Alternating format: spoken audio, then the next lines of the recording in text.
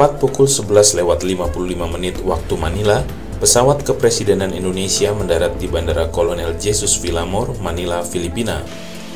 Kedatangan Presiden SBY dan rombongan di Manila dalam rangka kunjungan kerja kenegaraan sekaligus menghadiri World Economic Forum on East Asia.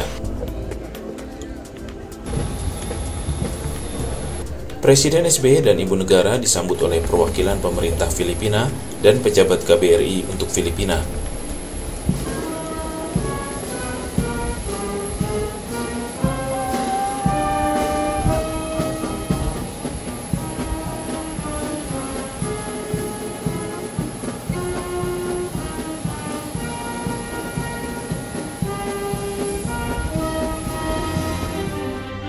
Dari bandara, Presiden SBY langsung bertolak ke Plenarry Hall Hotel Shangri-La Makati, Filipina untuk mengikuti acara pembukaan World Economic Forum. World Economic Forum adalah sebuah forum untuk perbaikan ekonomi dunia yang di dalamnya merangkul berbagai potensi dari pelaku bisnis dan profesi lainnya. WEF kali ini mengambil tema meningkatkan pertumbuhan untuk kemajuan yang merata.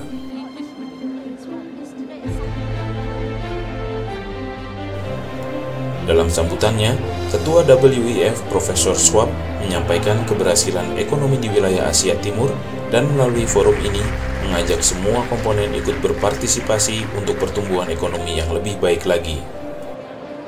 And I'm sure we all will leave here this place deeply impressed.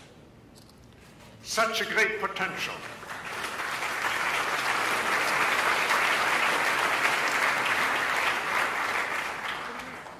$100 million young people, a growth rate, the fastest growth rate in East Asia of 7%. And let's not forget, this is achieved despite the biggest hurricane which ever hit lands last November.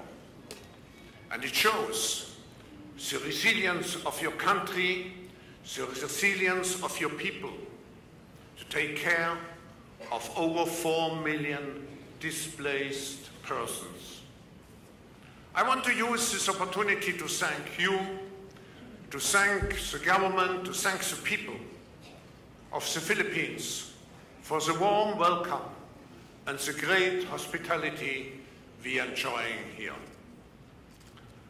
Let me just make, at the outset of this opening session, 4 principal remarks. This is not a normal conference. It's a workshop. You are not here to participate and to listen. You are here to engage.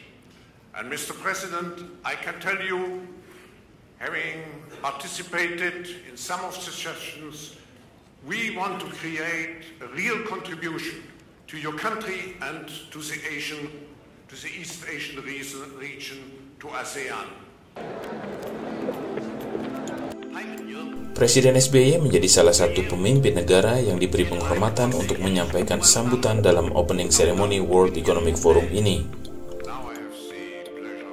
Kebijakan pro pembangunan dan pro rakyat sebagai strategi pembangunan merata di Indonesia menjadi salah satu poin yang disampaikan Presiden SBY dalam sambutannya. My government launched a new innovation in our education system.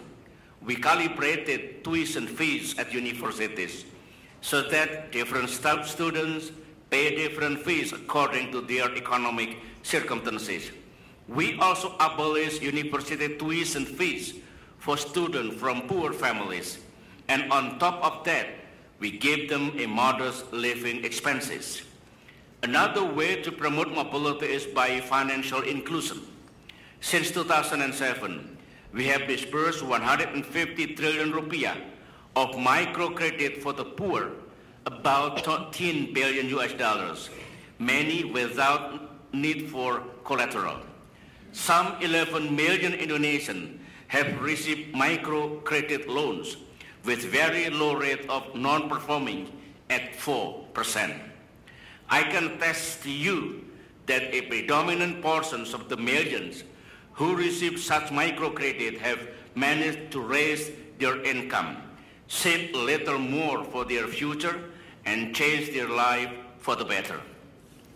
Another powerful way to promote mobility for all is through entrepreneurship, especially among the micro, small, and medium enterprises.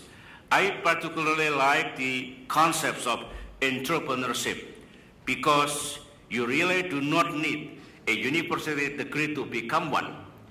One study found that only 14% of our entrepreneurs have university degrees, and 17% have only elementary degrees, and 4% have no formal education. This means anybody could be entrepreneurs.